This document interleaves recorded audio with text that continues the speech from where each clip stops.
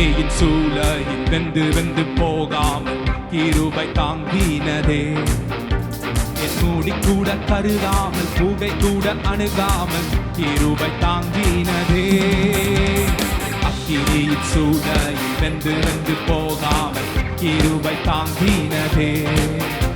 என் மூடி கூட கருகாமல் புகை கூட அணுகாமல் கிருபை தாங்கி. உயர்த்துவோமா?